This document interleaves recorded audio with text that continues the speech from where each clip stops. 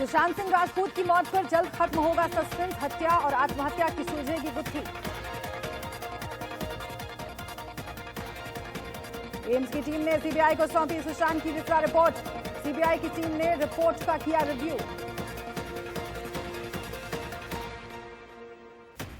Sushant case में AIIMS की forensic report से बड़ा खुलासा।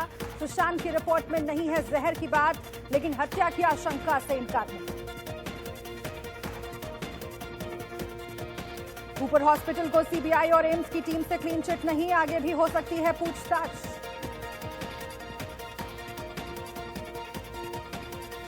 एम्स के पैनल ने कूपर हॉस्पिटल पर उठाए सवाल, कहा अस्पताल की रिपोर्ट को विस्तार से देखने की जरूरत।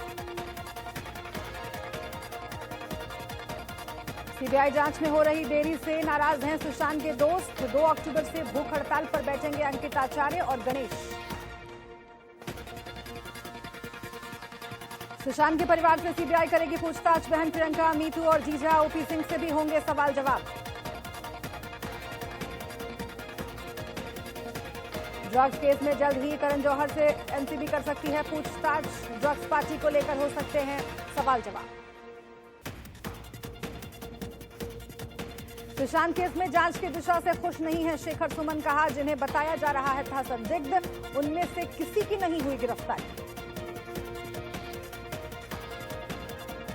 रिया शौविक की जमानत याचिका पर बॉम्बे हाईकोर्ट में सुनवाई जारी। एनसीबी करेगी रिया की जमानत का विरोध।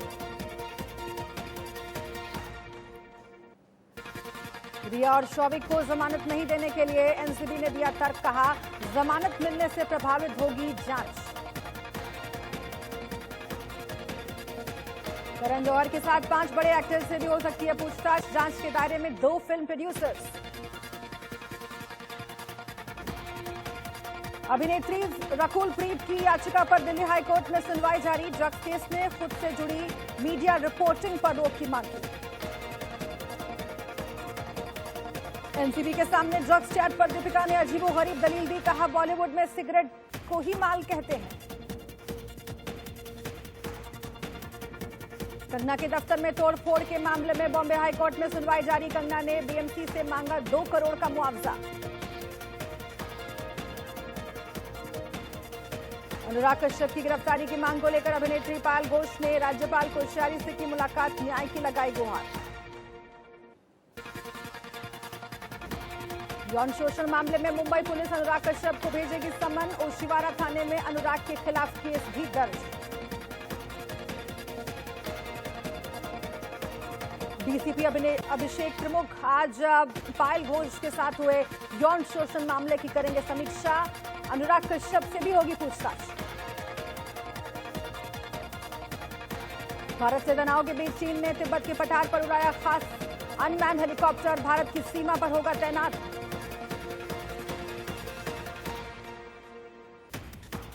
बॉर्डर वाले इलाके में चीन इस हेलीकॉप्टर के जरिए सेना सामग्री का कर सकता है सप्लाई। जासूसी की गतिविधियों को भी दे सकता है अंजाम। यूपीए से अलग हुई पूर्व केंद्रीय मंत्री उपेंद्र कुशवाहा की पार्टी आरएलएसपी। 2 बजे औपचारिक ऐलान संभव। बिहार चुनाव को लेकर सरगर्मी तेज। चुनाव को लेकर आज से बिहार दौरे पर रहेगी आयोग की 3 सदस्यों की टीम। बीजेपी ने एलजेपी को दिया 27 विधानसभा और 2 एमएलसी की सीटों का ऑफर। चिराग पासवान के फैसले का इंतजार। सूत्रों के मुताबिक आरजेडी ने कांग्रेस को 58 सीटों का प्रस्ताव दिया है। आरजेडी खुद 155 सीटों पर लड़ना चाहती है। बिहार में कांग्रेस 70 से ज्यादा सीटों पर चुनाव लड़ना चाहती है। सूत्रों के हवाले से खबर है कि 1-2 दिन में फॉर्मूले पर सहमति बन जाएगी। राउत फडणवीस की मुलाकात के बाद शिवसेना में हलचल तेज। सीएम उद्धव ठाकरे ने बुलाई विधायकों की बैठक। महाराष्ट्र बीजेपी के अध्यक्ष चंद्रकांत पाटिल ने कहा है कि महाराष्ट्र में बड़ा राजनीतिक भूचाल आने वाला है। फडणवीस और संजय राउत मुलाकात इसी परिप्रेक्ष्य में देखी जा रही है। बीजेपी के चंद्रकांत पाटिल ने माना कि देवेंद्र फडणवीस और संजय राउत में 2-2.5 घंटे राजनीतिक विषय पर चर्चा हुई, पर चर्चा किसी नतीजे पर नहीं पहुंची। उत्तराखंड वासियों को पीएम मोदी की सौगात, 6 परियोजनाओं को किया लोकार्पण, कहा उत्तराखंड की धरा को मेरा नमन।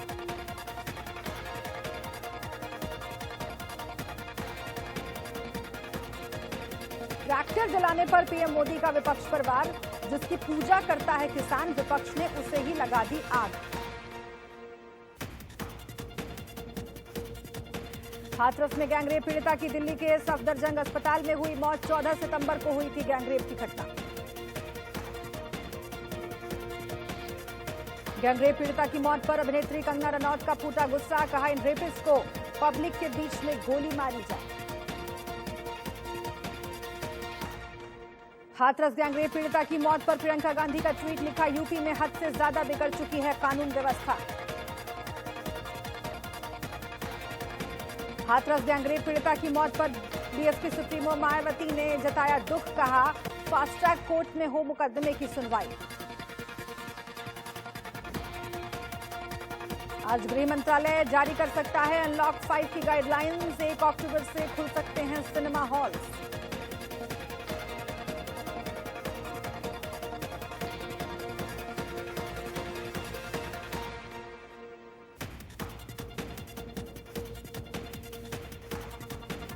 देश में नहीं थम रही कोरोना की रफ्तार, 24 घंटे में 70,589 नए केस, एक दिन में 776 मरीजों की मौत।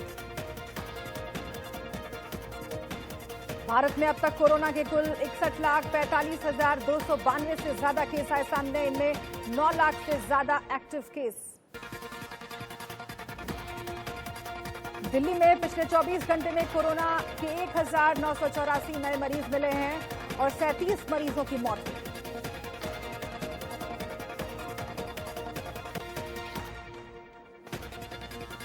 महाराष्ट्र में कोरोना के अब तक कुल 13,51,000 से ज्यादा केस सामने आ चुके हैं और पिछले 24 घंटे में 11,000 से ज्यादा नए मरीज बढ़े हैं।